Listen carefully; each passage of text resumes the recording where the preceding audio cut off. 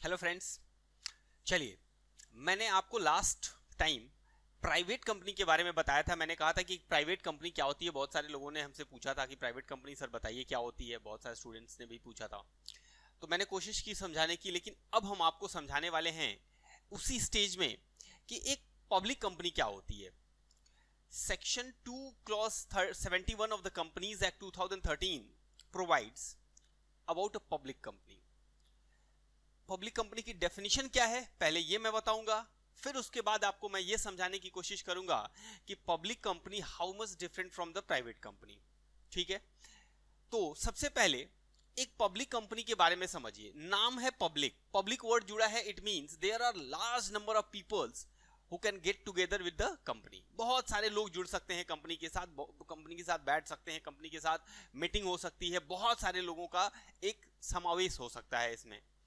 तो इसका मतलब प्राइवेट कंपनी से अलग अगर आए तो ये समझ लें कि इसमें केवल प्राइवेटली कुछ लोग नहीं, बहुत सारे लोग, आम आदमी जो चाहे उस कंपनी के साथ जुड़ सकता है, उस कंपनी का मेंबर बन सकता है, उस कंपनी में शेयर्स खरीद सकता है और पूंजी लगा सकता है। ठीक, लेकिन सेक्शन 2 क्लॉज 71 में कंपनी पब्लिक कंपनी को डिफाइन कैसे किया गया है, जरा ध्यान से सुनेंगे। कहा गया कि पब्लिक कंपनी का मतलब एक ऐसी कंपनी जो एक प्राइवेट कंपनी नहीं है। अब यहां पे अगर देखें आप कि पब्लिक कंपनी की मीनिंग क्या बताई गई कि अ कंपनी, तो इसका मतलब यह हुआ कि public company is a company but which is not a private company. Sir इससे कहां कुछ समझ में आया? ठीक है, समझ में तो नहीं आया, लेकिन इतना तो पता चल गया ना कि एक पब्लिक कंपनी डिफरेंट होती है प्राइवेट कंपनी से। ओके, एंड इस एंड वर्ड को आपको ध्यान से सुनना है। एंड इस कंपनी में, जैसा मैंने प्राइवेट कंपनी में भी बताया था आपको कि प्राइवेट कंपनी के लिए सेंट्रल गवर्नमेंट ने कोई मिनिमम कैपिटल फिक्स नहीं की है कि कम से कम इतना पैसा पूंजी के रूप में आपको लगाना ही लगाना है। तो उसी तरह से पब्लिक कंपनी में भी कोई मिनिमम कैपिटल की रिक्वायरमेंट नहीं है। तो पब्लिक कंपनी को डिफाइन ही ऐसे कर दिया गया कि a company which is not a private company and there is no any requirement of minimum capital, has a minimum paid up share capital as may be prescribed, और ये अभी तक not yet prescribed,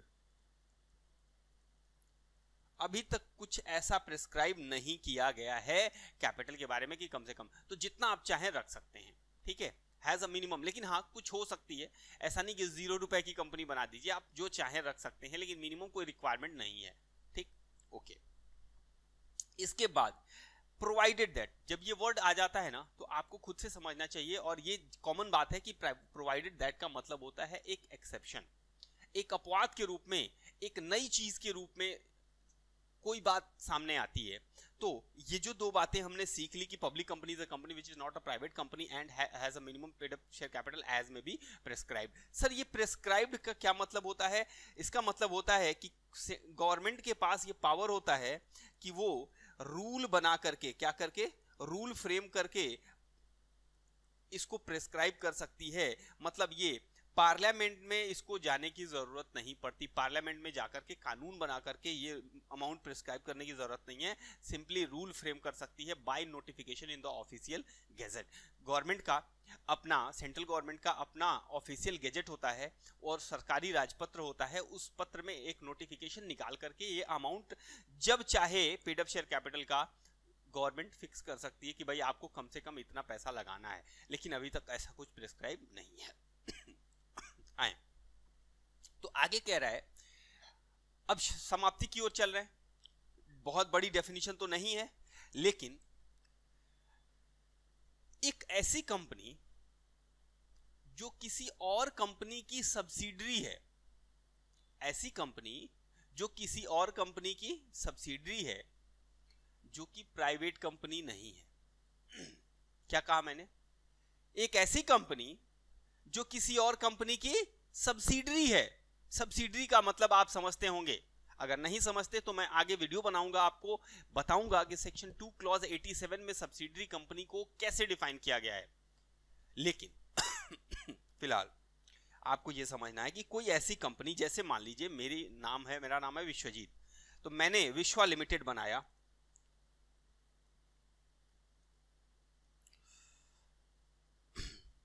ठीक। अब ये एक company है, एक पब्लिक कंपनी है, ठीक। और एक दूसरी कंपनी है R private company, private limited, ठीक। अब बहुत ध्यान से सुनेंगे, इन दो कंपनी को ध्यान में रख के मैं कुछ बोलने वाला हूं। एक ऐसी company which is a subsidiary of another company which is not a private company, not a private company। क्या ये विश्वा लिमिटेड कोई प्राइवेट कंपनी है? नहीं ना, ये पब्लिक कंपनी है। तो अगर कोई कंपनी प्राइवेट लिमिटेड है तो कोई प्रॉब्लम नहीं है, सुनिएगा ध्यान से। अगर वो प्राइवेट लिमिटेड है तो कोई प्रॉब्लम नहीं है, लेकिन अब मैं यहां से प्राइवेट वर्ड हटा रहा हूं, तो इसका मतलब R limited is a public company. और अगर ये आर लिमिटेड पब्लिक कंपनी है तो भी कोई प्रॉब्लम नहीं। दोनों बातें समझिए, अगर अकेले आइसोलेशन में ये प्राइवेट है या पब्लिक है कोई प्रॉब्लम नहीं, लेकिन जब मैं ये कहता हूं कि a company which is a subsidiary of another company, मतलब विश्वा लिमिटेड, और जिसकी ये आर प्राइवेट लिमिटेड, अब मैं फिर दोबारा से प्राइवेट लिमिटेड लगाता हूं यहां पे, ये मैं इसको क्लीन कर दूं, ठीक है। अब जरा सुनेंगे, तो यदि अगर ये आर प्राइवेट लिमिटेड है, एक प्राइवेट कंपनी है जो एक ऐसी कंपनी की सब्सिडरी है जो प्राइवेट कंपनी नहीं है, सुनिए, मतलब ये R limited, R private limited, अब ये R private limited Vishwa limited की सब्सिडरी कंपनी है और Vishwa limited not a private company, तो इस आर प्राइवेट लिमिटेड को हम मानेंगे, इसको हम डीम करेंगे, ये डीम्ड है क्या एक पब्लिक कंपनी के रूप में। क्या मेरी बात समझ में आ गई? अब जरा देखें, यही यहां पे प्रोविजो डाला गया है कि company which is a subsidiary of a company, मतलब Vishwa limited not being a private company, Vishwa limited is not a private company क्योंकि ये पब्लिक कंपनी है। तो अगर कोई कंपनी किसी ऐसी कंपनी की सब्सिडरी है जो एक प्राइवेट कंपनी नहीं है, तो फिर इस केस में जो ये कंपनी की बात हो रही है ना आर लिमिटेड की, ये भले ही एक प्राइवेट कंपनी हो कोई फर्क नहीं पड़ता, हम इसे मानना पड़ेगा कि ये पब्लिक कंपनी है, मानना पड़ेगा। लेकिन हाँ ध्यान दीजिएगा, ये आर लिमिटेड जो है ना, अपने आर्टिकल ऑफ एसोसिएशन में जब रजिस्टर हुई होगी तो एक प्राइवेट कंपनी की तरह रजिस्टर हुई होगी, और जिस दिन ये सब्सिडरी बन जाएगी किसी पब्लिक कंपनी की, उस दिन भी हम उसे प्राइवेट कंपनी की तरह ही आर्टिकल में दिखाएंगे। लेकिन मानेंगे क्या एक पब्लिक कंपनी। सर फर्क क्या पड़ा? ये पब्लिक कंपनी मानने से क्या फर्क पड़ता है? वो तो आप आर्टिकल में अपने प्राइवेट कंपनी दिखेगी, जैसा कि आपने लास्ट में बताया था कि सेक्शन 5 में जो आर्टिकल ऑफ एसोसिएशन होता है, अगर प्राइवेट कंपनी का है तो उसमें ये 3 चीजें होती हैं, रेस्ट्रिक्शंस, लिमिटेशंस और प्रोहिबिशंस। रेस्ट्रिक्शन किसकी होती है? ट्रांसफरेबिलिटी की होती है। लिमिटेशन किसकी होती है? नंबर ऑफ मेंबर की होती है। प्रोहिबिशन किस चीज की होती है? एक्सेप्टेंस ऑफ सिक्योरिटीज इनवाइट करने की होती है कि नहीं कर सकते।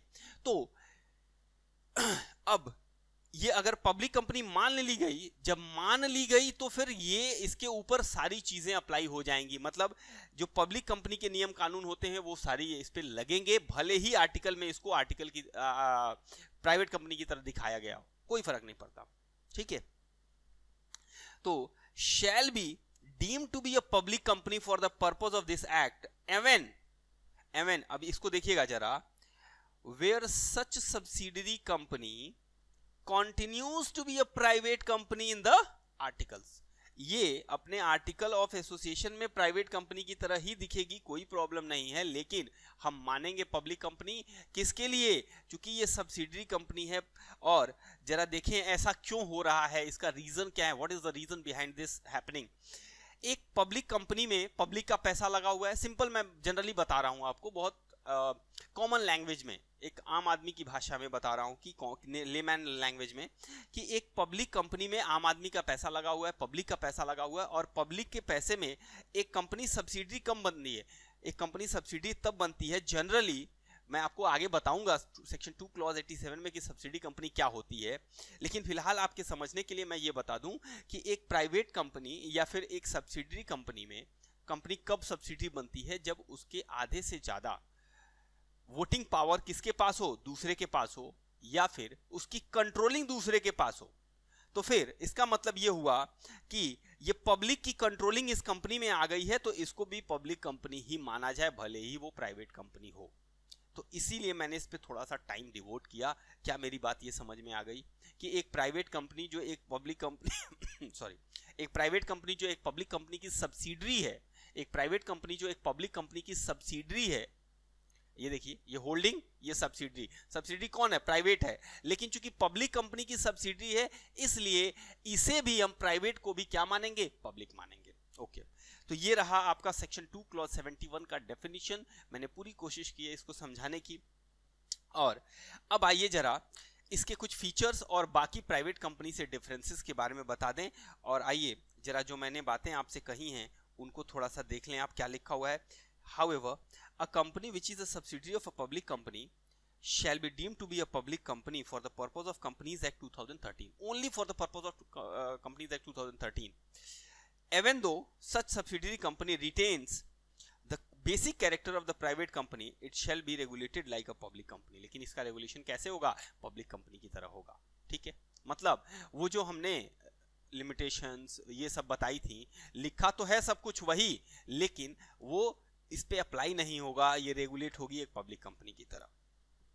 अच्छा, क्या कोई minimum paid up share capital की रिक्वायरमेंट है? No minimum paid up share capital is prescribed by the central government, hence no minimum paid up share capital requirement is there for the incorporation of a public company. आगे, public company is a company in which, अब कुछ बातें हैं जरा देख लीजिए।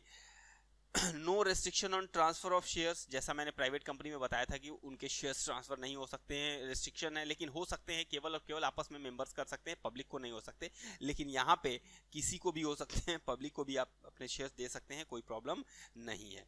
दूसरी बात अगर देखें तो मिनिमम नंबर ऑफ मेंबर्स कितने होते हैं इसमें, कम से कम 7 लोग। प्राइवेट कंपनी में कम से कम 2 लोग होने चाहिए, लेकिन पब्लिक कंपनी में कम से कम 7 लोग। प्राइवेट कंपनी में मैक्सिमम 200 पीपल हो सकते हैं, लेकिन पब्लिक कंपनी में ऐसी कोई लिमिटेशन नहीं हो सकती है, होती नहीं है। आम आदमी लाखों लोग जुड़ सकते हैं एक कंपनी में। आप देखें जाकर के बड़ी बड़ी कंपनीज में लाखों लोग, जैसे रिलायंस है, इससे टाटा है, इससे बड़ी बड़ी कंपनीज हैं, इनमें लाखों लोग, 50 लाख लोग मेंबर हैं, शेयर होल्डर हैं, जुड़े हुए हैं। इसके बाद आगे देखेंगे आप, there is no limit on a maximum number of members. Invitation to public can be given. क्या पब्लिक को हम इनवाइट कर सकते हैं for subscribing the securities of the company? Yes, for the subscription of securities of the company. क्या deposit की बात हो सकती है? यहाँ पे हो सकती है। प्राइवेट कंपनी में डिपॉजिट की बात नहीं होती थी। Deposits can be accepted from the public. मैंने बताया था सेक्शन कौन से, डिपॉजिट का चैप्टर है अलग से, सेक्शन 73 से लेकर के सेक्शन 76 तक है, और इसमें पब्लिक कंपनी और उसमें भी एक एलिजिबल कंपनी होती है, एलिजिबल पब्लिक कंपनी, तो वो पब्लिक से भी पैसे ले सकते हैं। ठीक है ना, तो चलिए, तो ये रहे आपके पब्लिक कंपनी के बारे में। पब्लिक कंपनी के वर्ड के साथ देखिए, प्राइवेट के साथ मैंने आपको बताया था कि भाई प्राइवेट कंपनी के साथ प्राइवेट लिमिटेड वर्ड लगना जरूरी है, लेकिन पब्लिक के साथ कोई जरूरी नहीं है। जैसे मैंने कहा था विश्वा लिमिटेड, तो विश्वा लिमिटेड क्या है, एक पब्लिक कंपनी है या प्राइवेट कंपनी है? It is a public company, क्योंकि इसके साथ केवल लिमिटेड वर्ड लगा है। अगर यहाँ पे पीवीटी लगा दें हम ना, या प्राइवेट लिख देना, तब ये प्राइवेट लिमिटेड कंपनी बन जाएगी। सो आई होप कि हमने आपको पब्लिक कंपनी के बारे में एक फिगर आपको सामने दिया। अच्छा, पब्लिक कंपनी जो होती है वो मैक्सिमम जो होती है पूंजी, कैपिटल जो होती है, कहाँ से लेती है? मार्केट से उठाती है, शेयर्स इशू करके या डिबेंचर्स इशू करके, जो भी फॉर्म हो उसका, और ज़्यादा से ज़्यादा बाहरी लोग जुड़े होते हैं, और इसकी रेगुलेशन अलग तरह से होती है। ठीक है, चलिए। अच्छा, इसमें डायरेक्टर, जो नंबर ऑफ डायरेक्टर्स होते हैं वो कितने होते हैं? कम से कम 3। ठीक है, और मैक्सिमम की लिमिट जो होती है वो 15 हो सकती है। ठीक ठीक है, उसको बढ़ाने के जो चांसेस होते हैं उसके लिए कंपनीज एक्ट के प्रोविजंस को फॉलो करना पड़ता है, ठीक है ना। चलिए, तो ये रहे पब्लिक कंपनी, बाकी प्रोविजंस के साथ फिर मिलेंगे आपसे, और यहाँ पे इसको स्टॉप करते हैं।